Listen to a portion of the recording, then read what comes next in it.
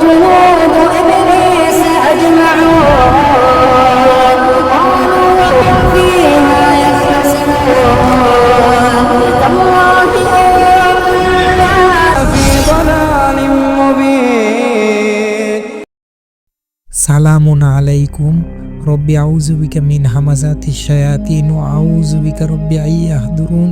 বিসমিল্লাহির রহমানির রহিম। প্রিয় ভাই ও বোন, আশা করি আপনারা সকলেই ভালো আছেন। আলহামদুলিল্লাহ।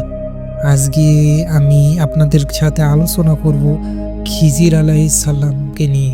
তিনি এক রহস্যময় ব্যক্তিত্ব এবং তিনি আল্লাহর রহমত প্রাপ্ত এবং ইলমে লাদুন্নি প্রাপ্ত একজন ব্যক্তি।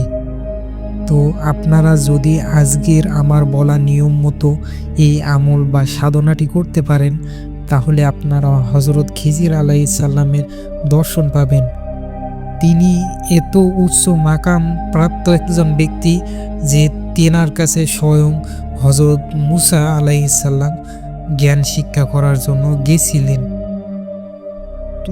যেই মুসা নবীকে আল্লাহ বলছে, তোমাকে তো আমি আমার জন্যই সৃষ্টি করেছি।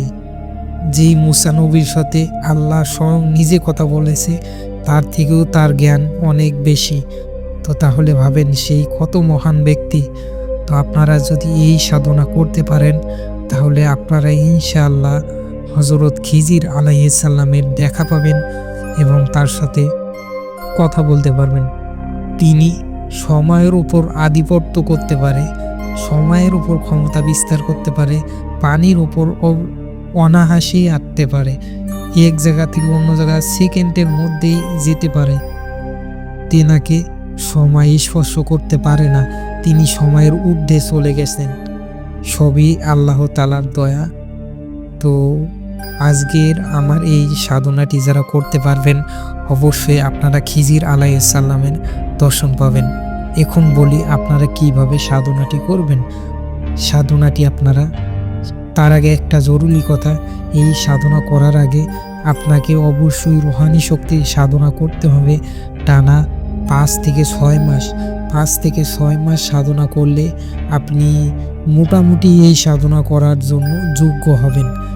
5 থেকে 6 মাস টানা করতে হবে এবং অবশ্যই ইসলামের সকল আইন কানুন মান্য করতে হবে। যদি আপনি কোনো আইন কানুন অমান্য করেন, তবে আপনার এই সাধনা কাজ করবে না। এখন বলি আপনারা কিভাবে সাধনাটি করবেন। সাধনাটি আপনারা কোন কোন জায়গায় করতে পারেন। সাধনাটি শুধুমাত্র 2টি জায়গায় করতে পারেন। এক কোনো পুকুরের ধারে, দ্বিতীয়ত কোনো নদীর ধারে সবচেয়ে ভালো হয়। আমি আপনাদেরকে বলবো আপনারা নদীর ধারে এই সাধনাটি করবেন। কিভাবে করবেন, যে কোনো চন্দ্র মাসের প্রথম বৃহস্পতিবার দিন গত হওয়ার পরে যে রাত আছে, অর্থাৎ নওচান্দি জুমার রাত যেটাকে বলে, সেই রাতে 12টার সময় আপনারা পাক পবিত্র হবেন। গায়ে তীব্র সুগন্ধিযুক্ত ফুলের সুগন্ধিযুক্ত কোনো আতর ব্যবহার করবেন। সাদা পোশাক পরিধান করবেন, মাথায় জালিদার টুপি পরিধান করবেন। একটা জায়নামাজ নেবেন এবং কিছু আকরবাতি এবং মোমবাতি নেবেন। একটা তসবি নেবেন, নিয়ে আপনি কোনো নদীর ধারে চলে যাবেন। যাওয়ার পরে আপনি পশ্চিম দিকে মুখ করে বসবেন। বসার আগে অবশ্যই আপনি হিসাব তথা গণ্ডি দিয়ে নেবেন এবং আপনার শরীরকে বন্ধ করে নেবেন। হিসাব দিয়ে নেবেন। এরপরে জায়নামাজ বিছিয়ে পশ্চিম দিকে মুখ করে বসবেন। বসার পর আপনি আপনার সামনে আকরবাতি এবং মোমবাতি জ্বালিয়ে দেবেন।